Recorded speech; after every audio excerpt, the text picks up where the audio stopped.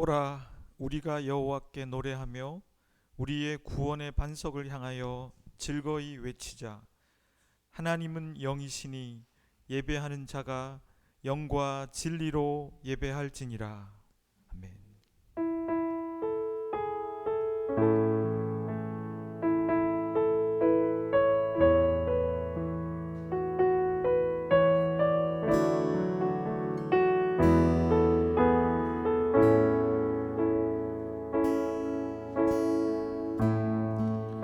하늘의 문을 여소서, 이곳을 주목하소서. 주를 향한 노래가 꺼지지 않으니 하늘을 열고 보소서. 이곳에 임재하소서. 주님을 기다립니다. 기도의 향기가 하늘에 닿으니 주여 임재하여 주소서.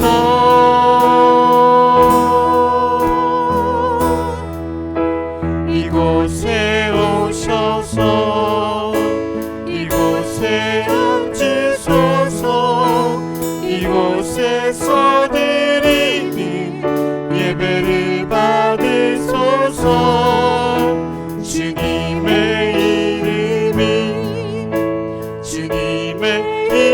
이름만이 오직 주의 이름만 이곳에 있습니다.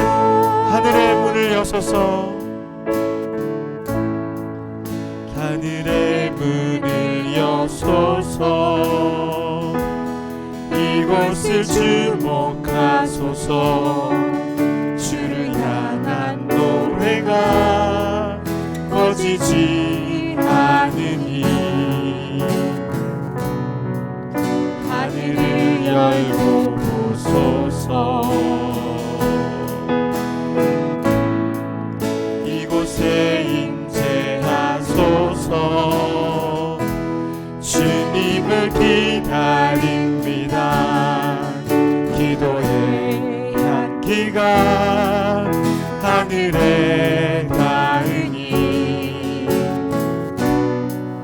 주여 임재하여 주소서.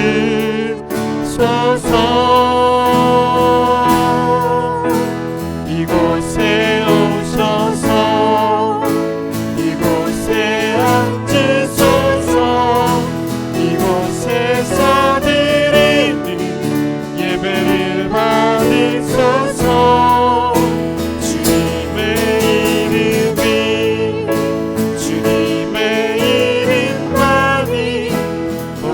주의 이름만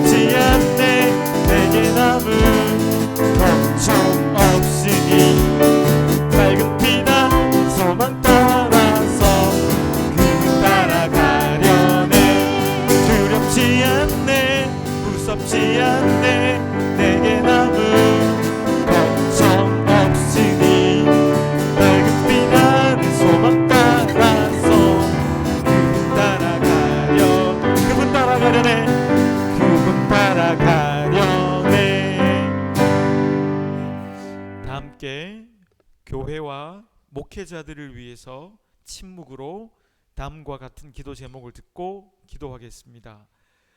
하나님, 엘리야 시대에 바알에게 무릎 꿇지 않았던 7천 명이 있었던 것처럼 어려운 속에서도 오직 예수님 안에 있는 하나님 나라를 믿고 교회를 섬기는 목회자들이 있습니다.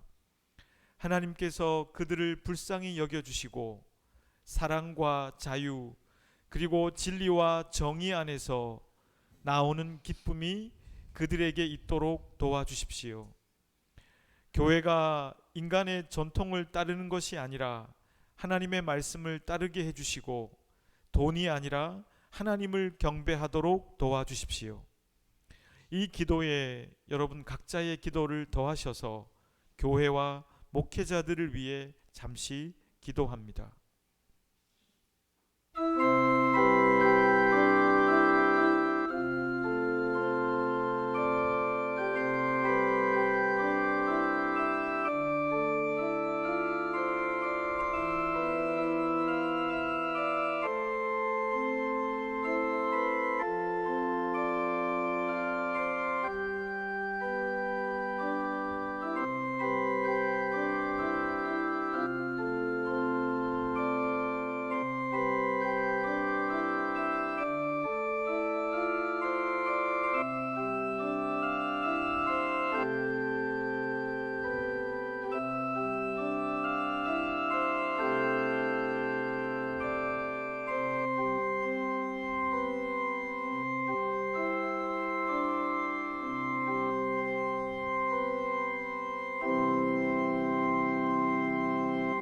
함께 화면을 보고 공동체 기도를 드리오니 하나님, 저희들이 예배드릴 수 있는 공간을 허락해 주셔서 감사드립니다.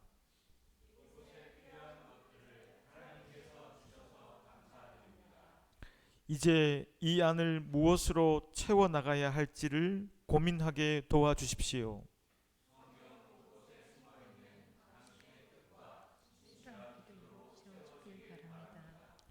이곳을 찾는 사람들이 진지하고 편안하게 당신 안에서 쉼을 누리길 바랍니다. 울감의 기쁨으로 억지 수용이 자연스러움으로 바뀌는 바랍니다. 이 모든 기도를 우리 주님 예수 그리스도의 이름으로 기도합니다. 아멘.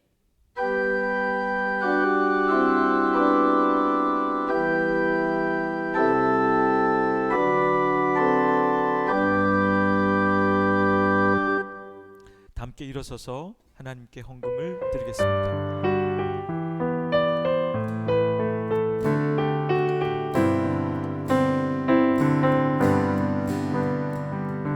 무엇으로 주님을 기쁘게 해드릴까? 주님께 무엇을 드릴까?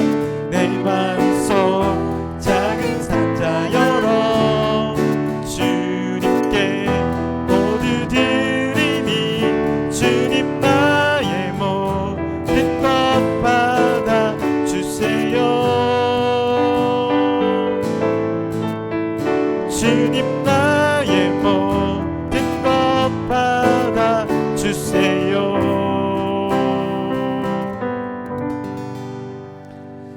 하나님, 이 교회의 사람들이 무엇을 위해서 함께하고 있는지 그것을 잊지 않도록 도와주십시오. 하나님께서 은총을 내려주셔서 이 교회의 주인이 당신임을 저희로 알게 하옵소서. 오늘 하나님께 올려드린 헌금을 기쁘게 받아주시고 정성스레 헌금을 올려드린 자녀들이 이 헌금의 가치와 의미를 알아가게 하옵소서. 예수님의 이름으로 기도드립니다. 아멘.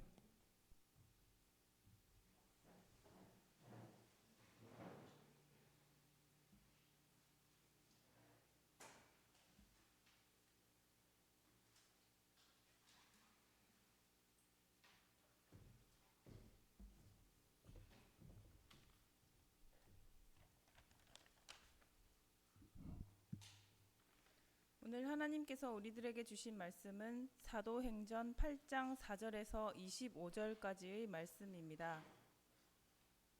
하나님의 말씀을 귀 기울여 들으십시오.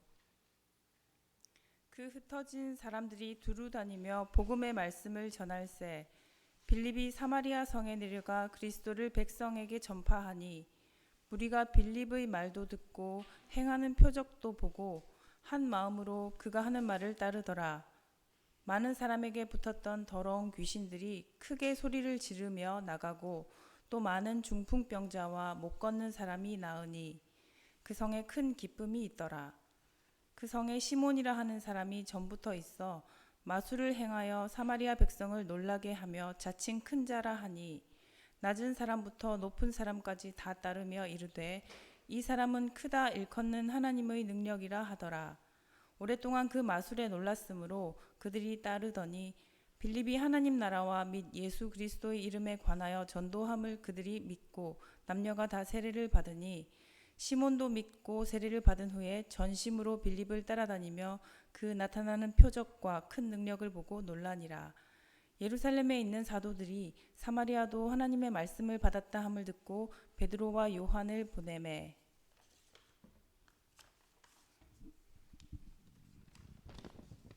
그들이 내려가서 그들을 위하여 성령 받기를 기도하니 이는 아직 한 사람에게도 성령 내리신 일이 없고 오직 주 예수의 이름으로 세례만 받을 뿐이더라. 이에 두 사도가 그들에게 안수하매 성령을 받는지라. 시몬이 사도들의 안수로 성령 받는 것을 보고 돈을 들여 이르되 이 권능을 내게도 주어 누구든지 내가 안수하는 사람은 성령을 받게 하여 주소서 하니 베드로가 이르되 내가 하나님의 선물을 돈 주고 살 줄로 생각하였으나 내 은과 내가 함께 망할지어다. 하나님 앞에서 내 마음이 바르지 못하니 이 도에는 내가 관계도 없고 복일될 것도 없으니라. 그러므로 너의 악함을 회개하고 주께 기도하라. 혹 마음에 품는 것을 사하여 주시리라. 내가 보니 너는 악동이 가득하여 불의에 매인 바 되었도다. 시몬이 대답하여 이르되 나를 위하여 주께 기도하여 말한 것이 하나도 내게 임하지 않게 하소서 하니 두 사도가 주의 말씀을 증언하여 말한 후 예루살렘으로 돌아갈새 사마리아의 여러 마을에서 복음을 전하니라. 이것은 우리 주님의 말씀입니다. 하나님께서 이 말씀을 통해서 우리들에게 은혜 주시기를 원합니다. 아멘.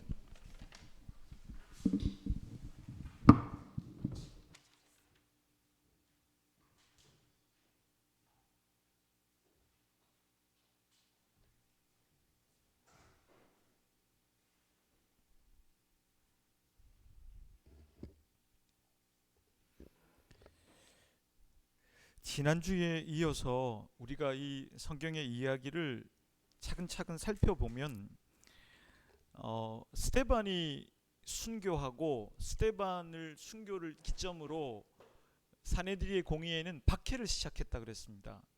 박해를 받았기 때문에 많은 유대인들이 흩어지게 됐다 그랬는데 이 흩어진 유대인들은요 흩어져서도 포기하지 않고 복음을 전했다고 기록되어 있습니다. 그러니까 도망간 게 아니라 어쩔 수 없이 예루살렘에서는 복음을 전할 수 없으니까 이왕 흩어진 김에 그곳에서 숨지 않고 복음을 전했다는 얘기겠죠.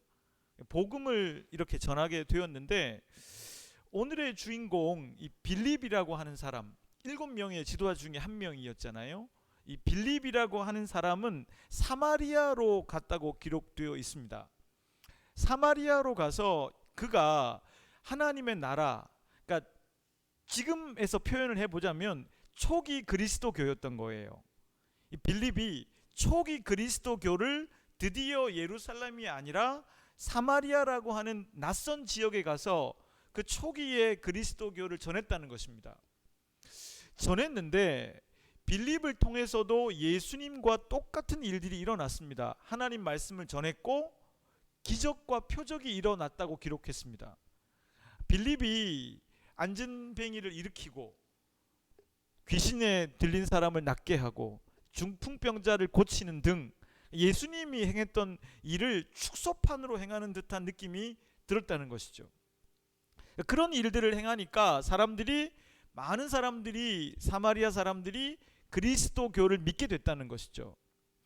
그리고 이걸 이렇게 표현했습니다. 누가는 큰 기쁨이 있었더라. 따라 해볼까요? 큰 기쁨이 그 성에 있었더라. 그러니까 누가가 볼 때는 그게 큰 기쁨의 일이었다고 표현하고 있습니다. 그렇게 한 다음에 사마리아의 한 사람이 소개되고 있는데요. 누가 나오냐면 따라해 보겠습니다. 시몬. 이 사람은 나중에 나오겠지만 유명한 영어 단어에도 나오는 아주 유명한 사람이 됐는데요. 이 시몬이라고 하는 이 사람이 사마리아에 있었는데 누구였냐면 이 사람은 마법사였어요. 마법사라고 표현하면 안 될 것 같고 마술사라고 하는 게 더 좋을 것 같습니다. 마술사였던 사람인데 이 사람은 스스로를 큰 사람이라고 칭했어요. 나 스스로 큰 사람이라고 하고 마술을 부리니까 사람들이 그에게 현혹되었던 것 같습니다. 그래서 낮은 사람부터 높은 사람까지 사마리아의 많은 사람들이 그를 대단히 대단한 사람으로 생각하고 여겼다는 것이죠. 그러니까 그렇게 하다 보니까 이 시몬이라고 하는 사람은요 스스로 우쭐대기 시작했습니다. 그래서 그가 그런 행동을 하고 있을 때 누가 거기에 왔냐면 빌립이 왔죠. 근데 빌립이 어떤 일을 했습니까? 아까 보니까 중풍병자를 고쳤잖아요. 걷지 못하는 사람을 걷게 했습니다. 그것을 본 이 시몬은요 나도 그런 능력을 갖겠다는 마음을 가진 것 같아요. 그래서 우선은 그 초기 기독교회 그리스도교에 자기도 입회했습니다. 들어가서 전심으로 그 도에 따르는 듯한 모습을 보였어요. 왜냐하면 그가 세례도 받았다고 기록되어 있거든요. 근데 그때 빌립은 거기서 많은 사람들을 세례를 베풀었다고 기록되어 있습니다. 하나님 나라를 믿는 사람들에게 세례를 베풀었다. 근데 시몬도 세례를 같이 받았던 거예요. 그때쯤에 예루살렘에 있었던 사도들 있잖아요. 사도들은 흩어지지 않았잖아요. 지난주 살펴보니까 사도들이 빌립이 전한 소식을 들었습니다. 사마리아 지역에서도 예수님을 믿는 사람들이 생겼다. 그리고 그들에게 세례를 베풀었다. 그 말을 들으니까 사도들이 결정을 했습니다. 그래서 베드로와 요한을 사마리아로 보내는 게 좋겠다 판단했습니다. 그래서 베드로와 요한이 사마리아로 갔습니다. 그곳에 가서 그들은 성령 받기를 기도했습니다. 세례는 받았는데 성령 받지 못한 상황이었기 때문에 성령의 은혜가 그들에게 가기를 기도했더니 성령을 받았습니다.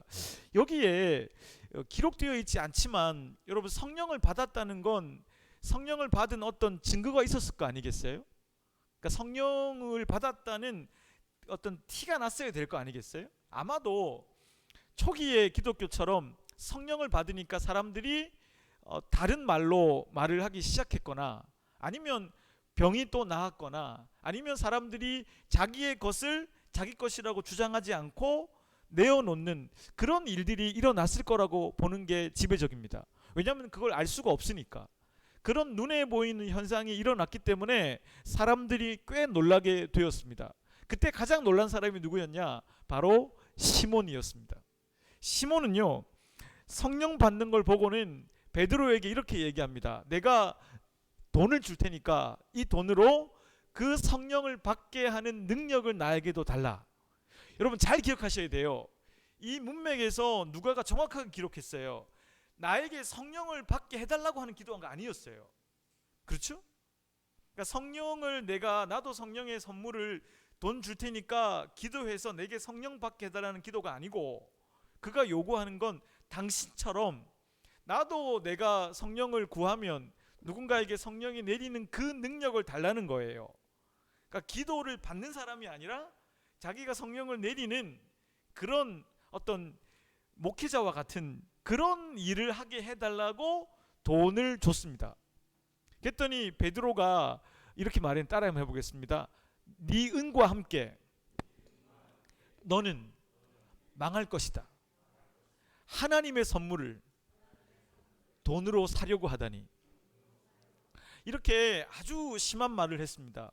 그리고는 베드로가 성격이 좀 있잖아요 또. 그래서 또 세게 나간 거예요. 너는 이 도에 참여하지 못할 거다. 너는 이 초기 그리스도교에 참여하지 못할 거다. 너는 기도해라. 혹시나 하나님이 너의 죄를 용서해 주실지 모른다. 그리고 너는 악독이 가득하다고 얘기했습니다. 시몬이 능력들을 봤잖아요. 너무 겁이 났던 것 같아요. 그래서 제발 좀 기도해서 그런 저주가 내게 내리지 않게 해주십시오라고 부탁했습니다. 그 뒤의 결과는 성경에 기록되어 있지 않습니다. 저주를 받았는지 안 받았는지, 기도했는지 아닌지는 기록되어 있지 않고 끝맺음됩니다. 그리고 베드로와 요한은 예루살렘으로 돌아가는 길에 곳곳에서 하나님의 나라를, 초기 그리스도교를 전하고 돌아갔다는 얘기입니다. 오늘의 이 이야기가요 굉장히 긴 이야기인데 생각해보면 그렇게 어려운 이야기는 아닌 게 저와 여러분들에게 주시는 메시지가 매우 명확하거든요. 어렵지 않게 우린 오늘 이 이야기 안에서 주님이 우리에게 무슨 말씀을 하시려고 하는지 귀 기울여 들을 수 있습니다.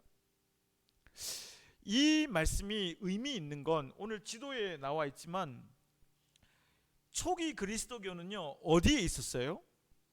제한적으로 어디에만 있었어요? 예루살렘에만. 왜 그랬나요? 예수 그리스도가 십자가를 짊어지고 죽으신 곳이 어디였습니까? 예루살렘. 예수 그리스도가 죽은 뒤에 부활하신 곳이 어디였나요? 예루살렘. 예수 그리스도가 부활하신 지에 승천하신 곳이 어딘가요? 예루살렘. 그러니까 초기 그리스도교는 예루살렘에서 중심적으로 있을 수밖에 없었던 이유가 있었던 것이죠. 근데 오늘 이 성경의 이야기는 처음으로 복음이 다른 지역으로 움직이고 있는 걸 뜻해요. 예루살렘을 넘어선 첫 번째 이야기예요. 그러니까 지난주 우리가 살펴봤던 경계를 넘어선 첫 번째 이야기가 바로 이 이야기예요. 그렇기 때문에 오늘 성경의 말씀을 통해서 우리는 복음이 어떻게 전해지는가, 좀 더 정확하게 말하면 복음이 전해지는 그 곳에서 무엇을 넘어서야 하는가, 그걸 우리에게 쉽게 깨달을 수 있도록 도와주고 있습니다. 사마리아를 넘어서야 되고요, 시몬을 넘어서야 돼요. 그 두 가지 얘기를 우리에게 들려주고 있는데, 그럼 첫 번째는 사마리아를 넘어서야 돼요. 우리가 초기에 이 그리스도인들이 복음을 전한 이야기를 들으면서 지금 우리가 믿고 있는 이 예수 그리스도를 믿는 믿음이 어떻게 내 가족들에게, 내 주변의 사람들에게 자연스럽게 전해질 수 있을까, 이걸 생각하다 보면 이걸 깨달을 수 있는데, 우선 여러분 그 당시로 가보면요 사마리아는 가지 않을 이유가 충분했었어요. 첫 번째 이유는요, 사마리아로 갈 필요가 없었던 게 이들은 박해를 받았잖아요. 박해를 받아서 도망갔잖아요. 어떻게 보면 흩어진 거잖아요. 그러면 이들은 좀 더 안전한 곳에 숨는 게 나은 일이에요. 그러니까 사마리아가 아니어도 어디든 갈 필요가 없고 산이나 깊은 곳으로 가서 숨을 수도 있는 상황이었다는 거예요. 그러니까 사마리아로 가지 않을 첫 번째 이유가 타당하게 있다는 것이죠. 사마리아로 가지 않을 두 번째 이유는요, 예루살렘과 이 사마리아의 관계가 사실은 종교적으로, 인종적으로 너무 서로 지역적으로 다투고 있었던 지역이거든요. 심지어 예수님 당시에는요 서로 죽이고 폭력을 행하는 일들까지 너무 많이 있었어요. 비일비재했습니다. 그래서 사람들이 예루살렘에서 북쪽인 사마리아로 갈 때, 여러분 사마리아는요 북쪽 지방 전체를 의미해요. 이 사마리아 지방이라는 건 남유대 지역이 아니고 북쪽 지역 전체를 사마리아라고 하기도 하고 수도가 또 사마리아예요. 그러니까 우리로 치면 남쪽을 그냥 서울이라고 하고 수도가 서울인 거예요. 그런 개념이거든요. 그러니까 이게 사마리아의 수도로 간 건지 사마리아 어떤 지역으로 간 건지는 알 수 없지만 사마리아로 갔다는 거예요. 이 예루살렘과 사마리아의 관계가 얼마나 안 좋으면 이렇게 가면 직선으로 바로 갈 수 있거든요. 근데 그렇게 갈 수가 없었어요 당시에. 그래서 요단강을 저 넘어 옆으로 돌아 우회하는 거예요. 왜요? 남쪽 사람이 글로 가면 때리고 죽이기도 하니까. 그럼 왜 그런 관계가 되어버렸냐? 예루살렘 사람들은요, 사마리아 지역은, 여러분 이미지에 사마리아 하면 어떤 이미지가 떠오르는지 모르지만 예루살렘 사람들은 저기는 종교적으로 변절한 지역이라고 생각했습니다. 특히 골수 분자인 이 사네드리의 공의원들과 유대교의 경건한 자들은요, 북쪽 사마리아 사람들은 완전히 종교적으로 타락했다. 저들은 아수르에 먼저 멸망하면서 이방 종교를 다 받아들이지 않았냐. 그러니까 저들이 얼마나 종교적으로 혼탁한 사람들인가. 우리는 저들과 상종하지 않겠다. 나중에 바벨론 포로기를 거치면서 예루살렘 성전을 재건할 때 사마리아 사람들도 돕고자 했거든요. 우리도 예루살렘을 재건하고 싶다. 사마리아가 오지 못하도록 합니다. 예루살렘 사람들이, 남유대 사람들이. 그러니까 열받은 거예요. 그래서 자기들도 사마리아 땅에 성전을 짓고, 종교적으로 완전히 갈라지고 나니까, 여러분 아시죠? 종교 전쟁이 제일 무서운 거. 이 종교라고 하는 이 신념에 의해서 전쟁을 일으키면 진짜 무섭잖아요. 나라보다 더 무섭거든요. 그러니까 그 전쟁들이 서로 있다 보니까 관계가 너무 안 좋아서 예수님 당시에는 죽이고 폭력을 행하는 일이 비일비재했던 곳이 이 관계였습니다. 그러니까 두 번째로 사마리아로 갈 필요가 없잖아요. 그런 이유라면 가지 않아야 하는 이유가 있잖아요. 또 안전하지도 않고 저기를 가봐야 또 종교적으로 소외받고 서로 대립하는 곳인데 저기를 왜 가겠습니까? 세 번째는요, 오늘 성경에 힌트가 나왔는데 시몬은 뭐였어요? 직업이 마술사였잖아요. 이걸 이제 마구스 시몬이라고 하거든요. 그러니까 마술사, 안 좋은 의미가 있어요. 마구스라는 의미가. 마구스 시몬이란 말은 사람들을 현혹하고 사람들을 속이는, 지금으로 말하면 사이비예요. 사이비. 그런 뉘앙스가 있거든요. 근데 그런 사람들이 사마리아에 있었다는 말은 뭐냐면, 실제로 사마리아가 헬레니즘의 영향을 받고 이방 지역에 많은 영향을 받으면서 종교적으로 굉장히 혼탁했다는 걸 의미해요. 그러니까 이왕 그리스도교를 전하려고 간 거면 굳이 남유대 지역으로 가는 것이 낫지 종교적으로 혼탁한 사마리아로 갈 필요가 없었던 것이죠. 여러분, 그러면 가지 않을 이유들이 충분하지 않습니까? 아마 우리들이 이 정도라면, 이 정도 이유가 된다면 논리적으로 안 가도 되겠다, 딴 곳으로 가지 뭐, 이렇게 생각할 만한 논리들이 있잖아요. 그런데 빌립은 가지 않을 이유가 충분히 많이 있는 가운데도 갔다는 거예요. 왜 갔을까? 논리적으로 볼 때 가야 하지 않을 이유가 충분히 많았지만 가야 할 그것을 넘어서는 이유가 있었다는 게 상식적이잖아요. 그럼 왜 갔을까요? 성경을 보니까 힌트가 나오는데요, 이 빌립이 행한 일을 보면 예수님이 행한 일과 매우 똑같죠. 예수님이 초기에 갈릴리에서, 가버나움에서 복음을 전파하기 시작하실 때 했던 일들이 바로 이런 일들이잖아요. 우선 말씀 전하시고, 그리고 기적도 행하시고, 나중에는 더 깊이 하나님 나라를 전하는 일. 그러니까 예수님이 전한 복음의 방식과 매우 비슷한 형태의 복음을 지금 빌립이 전하고 있습니다. 그 말은 우리에게 누가가 의도적으로 단서를 제공하는데요, 가야 할 이유가 무엇이었을까? 그것은 바로 예수 그리스도와 매우 밀접하게 연관되어 있다는 걸 우리에게 보여주고 있는 것이죠. 좀 더 깊이 들어가 보면요, 예수님 당시의 이야기를 제가 한 가지 들려드리겠는데요. 여러분, 예수님께서 고향이 어디셨어요? 나사렛이잖아요. 물론 태어난 곳은 베들레헴이지만 남쪽에 주로 사신 곳은 나사렛이라고 불리는 나사렛, 우리말로는 나사렛에서 자라셨어요.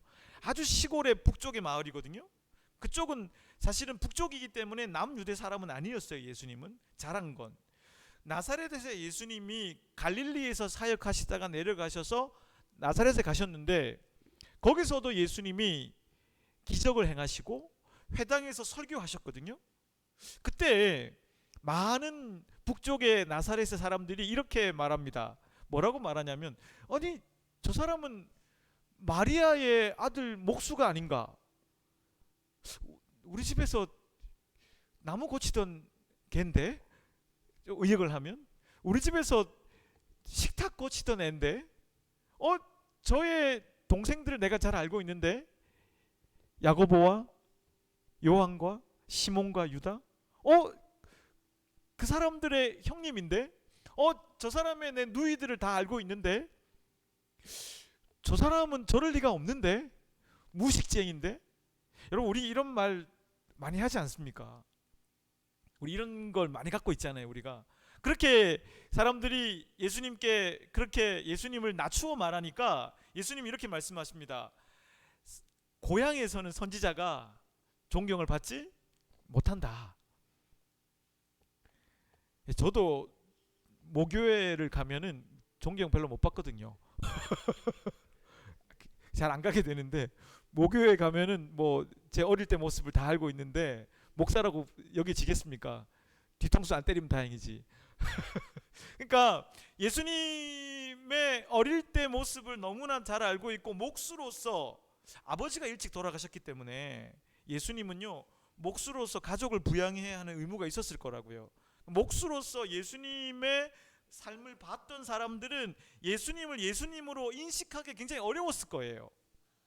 무슨 말이냐면, 편견을 갖고 고정관념을 갖고 선입견을 가지고 예수님을 봤을 거라고요.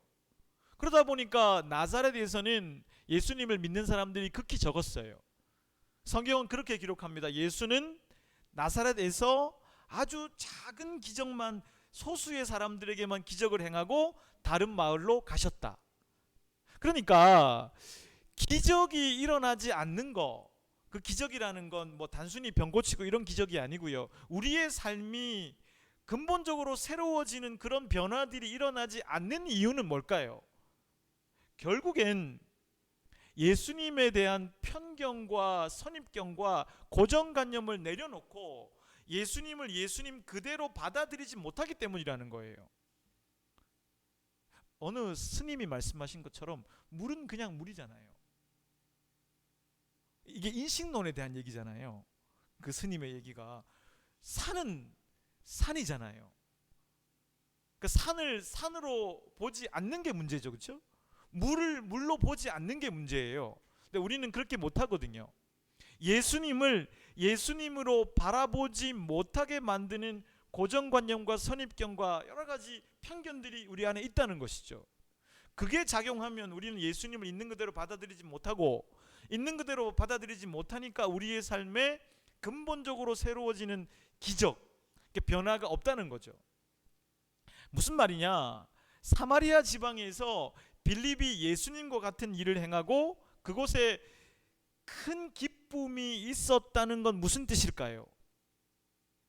빌립이 안개를 완전히 걷어내고 예수 그리스도가 어떤 분인지를 그가 몸소 알았다는 거예요. 여러분, 사실 더 감동적인 건 빌립도 히브리파 그리스도인이에요, 유대인이에요, 아니면 헬라파 유대인이에요? 예, 어떤 분이 헬라파라고 설교를 잘 쭉쭉 듣고 계시네요. 헬라파 유대인이잖아요. 빌립이 헬라파 유대인인데 예루살렘에 왔다는 건 어떤 의미가 있다고 그랬어요?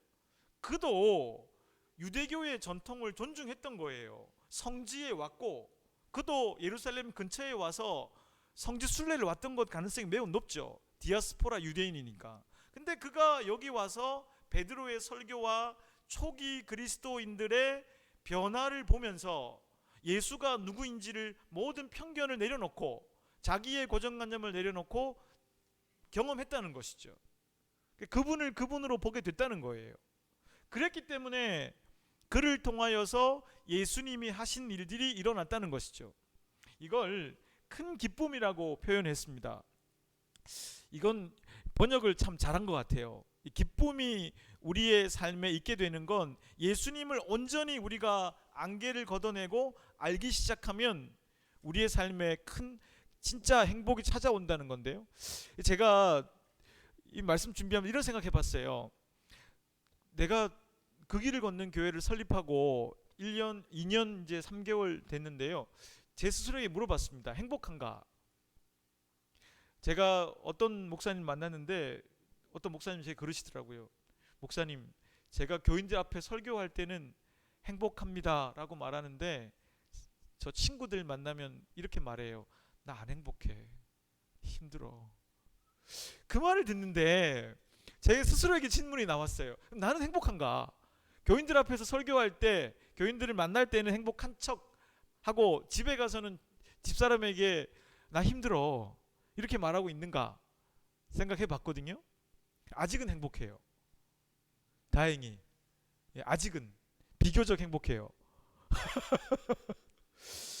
여러분들은 어떠세요? 여러분들은 같이 신앙생활을 하고 같이 우리가 본질적인 진짜 안개를 걷어낸 우리의 편견과 우리의 선입견과 우리의 모든 고정관념을 다 제거하고 예수를 예수로 말씀을 말씀으로 보려고 노력하는 우리 교회 안에서 여러분들은 행복하세요? 대답이 아무도 없으시네. 그러니까 여러분 스스로에게 질문해 보셔야 돼요. 그러니까 진짜 예수를 만나면 큰 기쁨이 우리 안에 있을 수밖에 없다는 걸 말해주고 있습니다. 그러니까 가지 않을 이유가 충분했어요. 빌립은 안 가도 돼요. 저 같으면 안 갔어요. 이 정도 되면. 하지만 가야 할 한 가지 이유가 있었겠죠. 그 이유는 바로 예수를 온전히 만난 사람이기 때문에 그가 무엇이 더 행복할까를 생각했고 행복한 길을 택한 거죠. 행복할 수 있었고 그가 행복하다 보니까 그를 만나는 사람들도 행복했다는 것이죠. 두 번째는요, 사마리아를 넘어서야 되는데 두 번째는 이 시몬을 넘어서야 돼요. 여러분 이 시몬이 누구냐? 시몬은 스스로 큰 자라 그랬어요. 그렇죠? 이 큰 자라는 말의 의미가 중요한데 보면 스스로 큰 자라 그랬잖아요. 여러분 이 사이비의 특징이 뭐냐면 자기를 스스로 큰 자라고 얘기해요. 왠지 아세요? 사이비 교주가 자기를 스스로 큰 자라고 말해야 사람들이 어떻게 될까요? 그 큰 사람을 만나는 게 영광이 되는 거예요. 일반 사람들과의 차이를 엄청나게 둬요.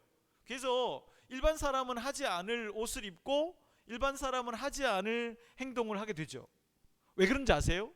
그렇게 신성하게 만들어놔야 그 사람이 한번 만나주면 너무 고마운 거예요. 영광스러워지는 거예요. 그러니까 스스로 인간이 아닌 것처럼 스스로를 큰 자로 만들었다는 것이죠. 그리고 이 시몬이 행했던 일이 문제가 뭐냐면 여기 보면 놀라게 했다고 그랬잖아요. 사람들을. 이 놀라게 하며라고 할 때 쓰는 헬라어 단어를 찾아보면요, 제가 일부러 그냥 한국말로 적어왔는데요, 엑시스테미라고라는 단어를 써요. 한번 따라해 볼까요? 엑시스테미. 이 놀라게 한다는 단어는 엑시스템이에요. 근데 보통 우리가 모세가 하나님의 그 앞에서 신발을 벗을 때라든지 바울이 변할 때라든지 이럴 때 쓰는 종교적인 의미의 감동과 놀람은요, 다우마저거든요. 따라해 볼래요? 다우마저. 그러면 이 시몬이 놀라게 했다 할 때의 단어가 뭐냐면 다우마저가 아니에요. 엑시스템이에요. 그럼 엑시스테미는 뭐냐? 여러분 엑시스템이라는 말 자체가 환각이라는 의미가 있거든요. 이게 무슨 말이냐면 엑시스템이라고 하는 말이 이런 뜻이에요. 인간에게 기본적인 종교성이 있거든요. 내가 알지 못하는 세계를 두려워하는 거, 동경하는 거. 근데 그걸 이용해서 그 사람을 완전히 이성을 마비시키는 거예요. 그리고 그 사람의 판단력을 흐리게 만들고, 그러니까 쇠뇌시키는 거죠. 엑시스테미는 결국 인간의 기본적 종교성을 이용해서 그 사람의 이성을 마비시켜서 지배하려 들고 그 사람을 세뇌시키는 걸 뜻해요. 그런데 하나님과 예수님에게 감동받고 변화됐던 사람들을 뜻할 때는요, 엑시스테미가 아니었어요. 그건 다우마저예요. 다우마조의 의미는 뭐냐면 이런 거예요. 하나님의 높음 앞에서 인간이 자기 스스로 무릎을 꿇는 거. 인간이 그 하나님의 크신 능력 앞에서 스스로 신발을 벗는 거. 이런 거거든요. 그러면 이거 둘의 가장 큰 차이는 뭐겠어요? 여러분, 예수를 만나면요, 지성이, 판단력이 흐려지지 않습니다. 예수를 제대로 만난 사람은요, 오히려 매우 이성적인 판단을 하게 돼요. 분별을 한다고 그러죠. 여러분, 예수님의 말씀들을 살펴보십시오. 예수님은 쉽게 말씀하셨지만 그 쉽게 말씀하신 것 뒤에는 예수님을 공격했던 사람들의 의도와 그 동기를 다 알고 계셨잖아요. 굉장히 지성적으로 분별하셨고 판단력이 샤프해지셨어요. 그러니까 다우마조에 이른 사람은요, 결단코 자기 이성을 마비시키지 않습니다. 그리고 대단히 예리한 지성을 갖게 되고 이성을 더 갈고 닦아서 옳지 않음과 옳음, 선과 악을 분별해내는 사람이 되는 거죠. 그러니까 이 엑시스템이라고 하는 것 자체가 누가의 의도가 있는 거죠. 이 시몬이 사입이다, 그걸 의미하는 거예요. 근데 이 시몬이 사입이라는 걸 더욱더 알 수 있는 건 뭐냐면, 여러분, 영어 단어 중에 시몬이라는 단어가 있어요. 이 시몬이라는 단어가 뭘 뜻하냐면, 이건 이제 번역을 이렇게 하기도 해요. 시몬 작태. 이 시몬이는 그 시몬이에요. 시몬이라고 하는데, 이게 뭐냐면 중세 때 성직을 매매하는 걸 뜻하는 단어예요. 이 단어가. 그러니까 중세 때 이 성직을 돈을 주고 살려고 했거든요. 왜냐하면 워낙 중세 때 사제가 되면 높은 지위에 오르고 높은 땅들을 받으니까, 많은 땅들을, 성직을 매매했거든요. 근데 시몬이 오늘 뭘 했습니까? 그 능력을, 성령을 받게 하는 능력을 나로 갖게 해달라고 돈을 드렸잖아요. 그러니까 여러분 생각해 보십시오. 이 시몬이 왜 사입인지가 나오는 거예요. 거기서 시몬이 정말 다우마조 한 거면 거기서 그렇게 말하지 않겠죠. 나도 성령을 받기를 기도해 달라고, 베드로에게 나도 그 성령을 받고 싶다고 이렇게 말해야죠, 겸손하게. 근데 자기는 지금 아직 기독교에 입회하지도 않았는데 내가 성령을 내려주는, 성령을 받게 하는, 그러니까 사제의 역할, 그런 통로의 역할을 하겠다는 거 아니에요? 의도가 뭘까요? 결국엔 그 능력을 받아서 자신이 사람들을 지배하고 더욱더 강력한 영적인 카리스마틱한 모습으로 많은 사람들에게 돈을 받고, 그렇게 더욱더 사람들에게 엑시스테미를 주겠다는 얘기잖아요. 그러니까 의도가 분명해요. 그러니까 우리는요, 이 사이비 종교의 특징을 오늘 살피게 되는데요, 우선은 스스로 큰 자라고 칭합니다. 여러분, 제가 스스로 큰 자가 되려 하거든 여러분들이 저를 낮추어 주십시오. 왜냐하면 스스로 큰 자가 되려고 하면 그거 사입이거든요. 그리고 여러분들과 저와의 격이 많이 생긴다, 목회자를 만나기 어렵다, 그것도 굉장히 위험한 거예요. 두 번째는요, 사이비 공동체가 되어가면 갈수록 이성과 판단력을 마비시킵니다. 엑시스테미가 돼요.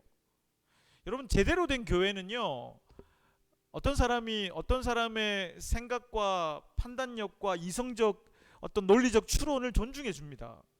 그것을 이런 식으로 폄하하진 않습니다. 기도해.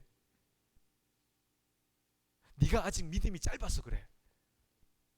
여러분, 그 말이 생각해 보면 굉장히 이게 위험한 말일 수도 있거든요. 그 말이, 우리가 막 쓰는 그 말이 어떻게 우리가 믿음을 판단합니까? 그렇죠? 그럴 수 없는 거잖아요. 여러분, 돈을 주고 사겠다는 말이 위험한 게 뭔지 아세요? 시몬의 생각이, 돈을 주고 하나님의 능력을 살 수 있으면 하나님의 능력이 돈보다 가치가 비슷하거나 낮다는 얘기잖아요.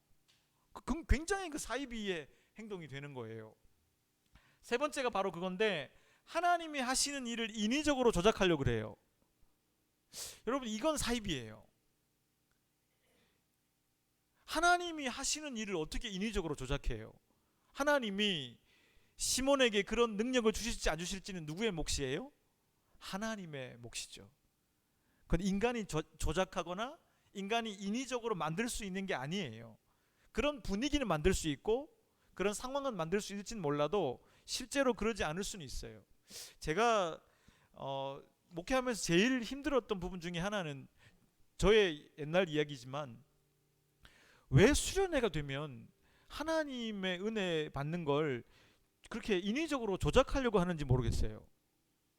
특히 우리 감성이 충만한 중고등학생들 예배를 하면요, 수련회 때 찬양을 1시간 해요. 찬양을 1시간쯤 하고 설교를 하고 기도를 하면요, 다 울어요. 막 울거든요. 근데 울고 났는데 얘들이 예배 끝나고 나면은 싸운다고, 베개 가지고 싸우고 막 욕하고. 제가 그때 깨닫는 게 있어요. 저건 신앙이 아니다. 저건 다운마저가 아닌 거예요. 진지하게 하나님 앞에 자기를 세운 게 아니에요. 그냥 그건 그런 영적 경험을 그냥 엑세스템이 비슷한 걸 한 거예요. 물론 그 경험도 때론 필요할 수 있지만 그게 위험할 수도 있다는 거죠. 그러니까 사이비가, 여러분들이 앞으로 이 사이비냐 아니냐를 구분할 때 요 세 가지만 알아도, 사이비냐 아니냐를 구분하실 수 있다는 것이죠. 아, 요 세 가지 걸리는구나. 제가 대학 시절에 호기가 있어가지고, 이름 말하면 또 법적으로 갈 수 있으니까, 한 사이비 종교 단체를 취재한 적이 있어요. 우리 동아리에서, 기독 동아리에서 우리 한번 가보자. 제가 광고 홍보학과 다닌다고 카메라를 일부러 맨날 수업 때문에 가지고 다닌다고 거짓말하고 한 신흥 종교 단체를 취재해 간 적이 있었거든요. 근데 대학생 3명이 그 사이비 종교 단체를 취재하러 이제 우린 입회한다고 갔죠. 우리가 여기를 믿고 싶다. 너무 좋아하시는 거예요. 너무 좋아해가지고 저희를 환영해 주시더라고요. 예배를 드리는데요, 진짜 사이비는 사이비더라고요. 예배를 드리는데 이거는 예배가 제정신이 아니에요. 이게 이렇게 말하면 안 되지. 근데 제 누군지 말 안 했으니까.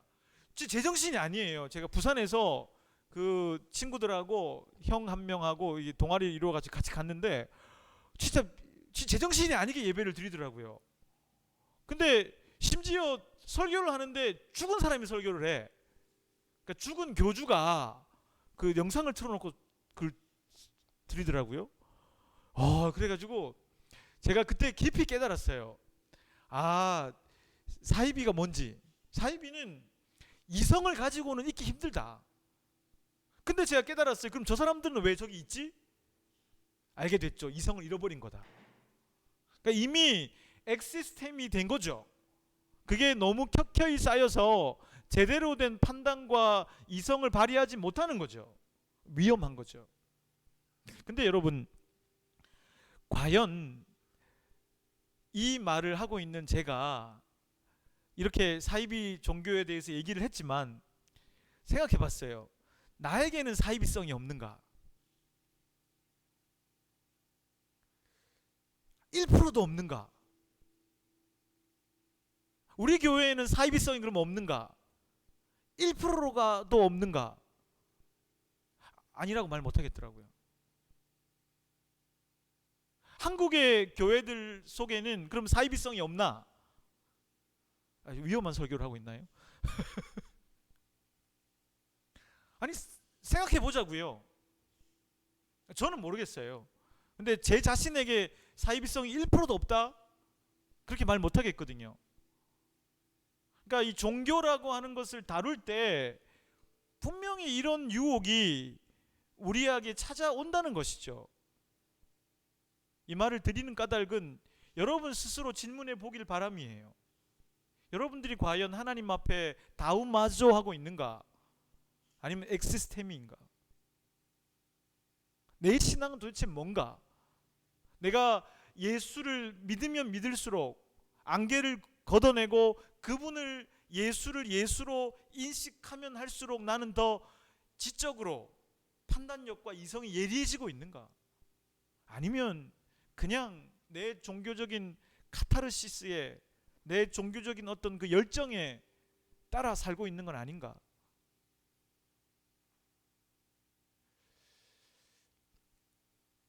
결론적으로 우리가 교회를 해 나가면서 복음으로 전해지도록 하는 그 일에 있어서 오늘 우리가 깨달아야 할 교훈이 있어요. 우선 사마리아를 넘어서야 합니다. 가지 않을 이유가, 우리가 판단할 때는 가지 말아야 할 이유가 충분해도 예수 그리스도 그분이 가야 한다고 말씀하시면, 그분이 기뻐하는 일이라면, 우리가 우리의 선입견과 편견을 내려놓고 그분을 바라볼 때 그분이 원하시는 일이라면 그 일을 시도할 수 있어야 되죠. 왜요? 그래야 그곳에도 기쁨이 생기는 거 아니겠어요? 두 번째는 우리가 이 예수 그리스도를 믿는 복음을 들고 나아갈 때 반드시 시몬 같은 사람들을 만날 수 있어요. 여러분 조심하셔야 되죠. 하지만 기억해야 할 건 우리도 알지 못하는 사이에 종교를 다루기 때문에 시몬의 작태와 같은 저런 모습들이 우리에게도 나올 수도 있다는 거. 우리의 지성도 매우 둔하여지고 예리함을 상실할 때 우리도 그럴 수 있다는 거. 그것을 여러분 기억해야 할 것입니다. 사마리아를 넘어서고 시몬을 넘어서야만 피오한, 매우 순수한 기독교, 그리스도교가 될 수 있다는 걸. 아니, 하나님이 본래 의도한 인간의 그러해야 할 그 삶으로 자연스러운 갈 수 있다는 걸 우리가 기억했으면 좋겠습니다. 우리 같이 한번 기도하겠습니다.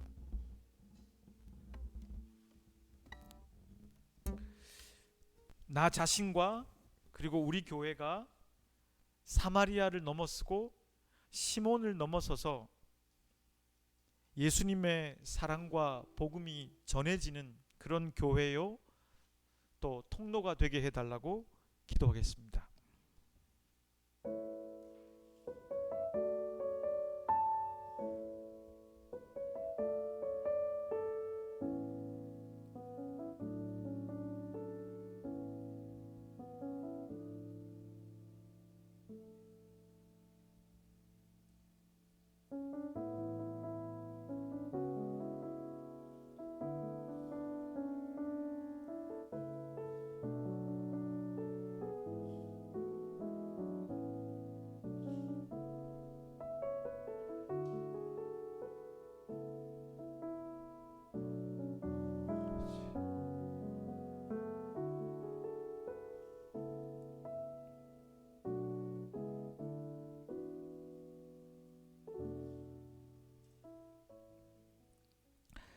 하나님, 가지 않을 이유가 충분히 있어도 예수님께서 가라고 하시면, 하라고 하시면 저희들이 당신께 순종할 수 있도록 도와주십시오. 그래서 진정한 기쁨과 행복을 맛보는 저희들이 되게 해 주십시오. 스스로를 높이고 사람들의 종교심을 이용해 이성을 마비시키는 사이비 종교를 저희들이 잘 분별하게 해 주십시오. 저희들이 주님을 믿어갈수록 더욱더 예리하게 지성으로 분별하는 삶을 살아가게 해 주십시오. 예수 그리스도의 이름으로 기도드립니다. 아멘. 광고를 좀 드리겠습니다. 우리 지난 수요일부터 현장에서 수요 모임이 진행되었는데, 지난 수요일 날은 잠언 생각 그 후라는 제목으로 있었는데 참석하신 분들의 요청에 의해서 녹음을 하지 않았습니다.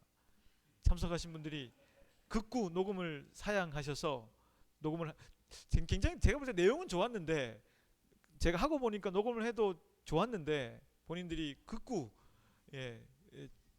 지난번 여호수아 생각 그 후였나요? 그때 들어보니까 도저히 안 되겠다. 그렇게 말씀하셔서 녹음을 하지 않았었습니다. 이번 주 수요일부터는 이제 사사기 생각이 시작되는데요.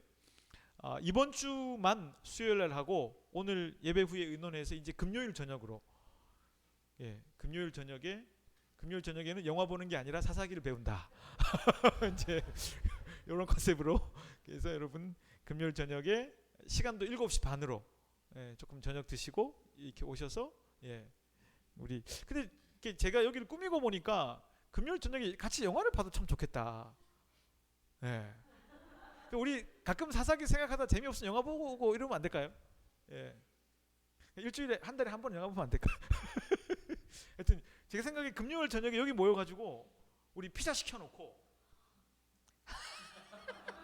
이것들이 설교 쎄 빠지 또 나온다.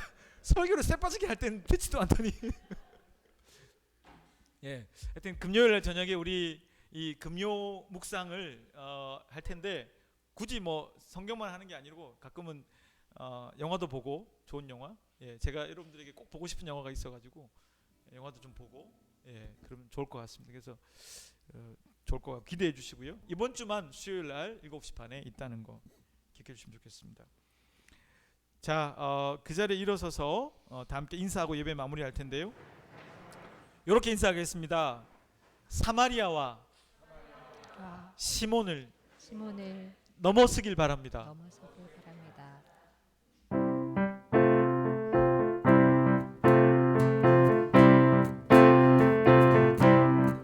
주님 뜻대로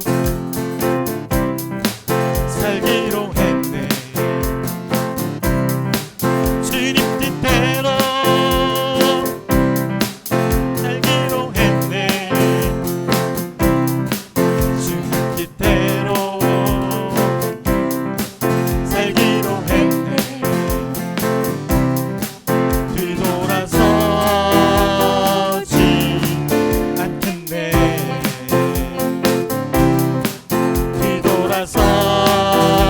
뒤돌아서지 않겠네. 어떠한 시련이 와도 수많은 유혹 속에도 신실하신 주님 약속 나 붙들리라. 세상이 이해 못하고 우리를 조롱하여도 신실하신 주님 약속 나 붙들리라. 결코 돌아서지 않으리. 우리 주님 예수 그리스도의 은혜와 하나님 아버지의 사랑하심과 성령님의 교통하심이 오늘 말씀을 듣고 예수님이 기뻐하시는 삶을 살겠다. 그리고 우리들도 시몬과 같은 사람이 되지 않겠다 다짐하는 사랑하는 형제와 자매들 그리고 그들의 자녀들 머리머리 위에 지금부터 영원까지 함께 있을지어다.